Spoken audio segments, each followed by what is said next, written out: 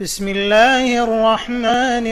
الرحيم الرحمن علم القرآن خلق الإنسان علمه البيان الشمس والقمر بحسبان والنجم والشجر يسجدان والسماء رفعها ووضع الميزان ألا تطغوا في الميزان وأقيموا الوزن بالقسط ولا تخسروا الميزان والأرض وضعها للأنام فيها فاكهة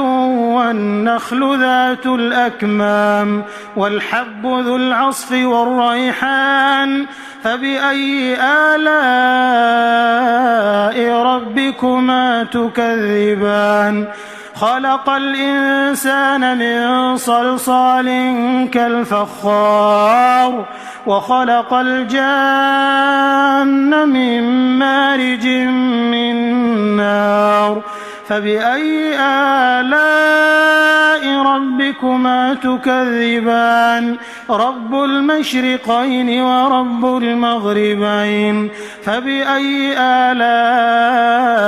ربكما تكذبان مرج البحرين يلتقيان بينهما برزخ لا يبغيان فبأي آلاء ربكما تكذبان يخرج منهما اللؤلؤ والمرجان فبأي آلاء ربكما تكذبان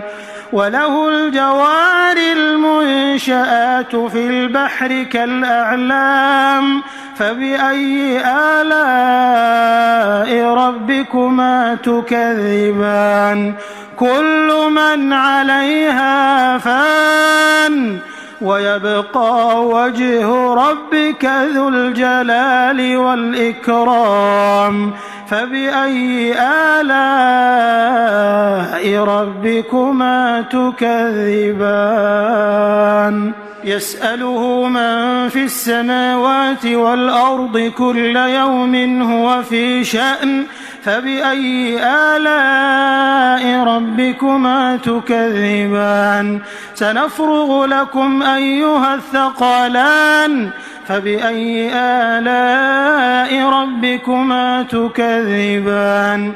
يا معشر الجن والإنس إن استطعتم أن تنفذوا من أقطار السماوات والأرض فانفذوا لا تنفذون إلا بسلطان فبأي آلاء ربكما تكذبان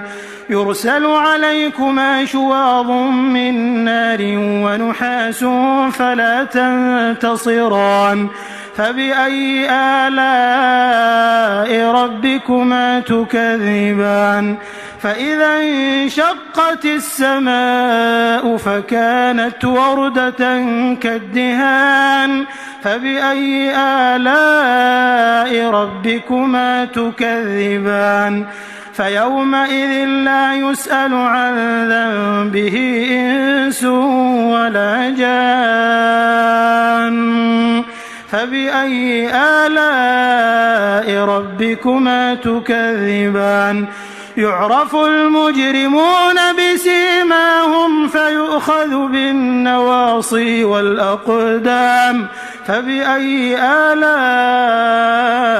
ربكما تكذبان هذه جهنم التي يكذب بها المجرمون يطوفون بينها وبين حميم آن فبأي آلاء ربكما تكذبان ولمن خاف مقام ربه جنتان فبأي آلاء ربكما تكذبان ذواتا أفنان فبأي آلاء ربكما تكذبان فيهما عينان تجريان فبأي آلاء ربكما تكذبان فيهما من كل فاكهة زوجان فبأي آلاء ربكما تكذبان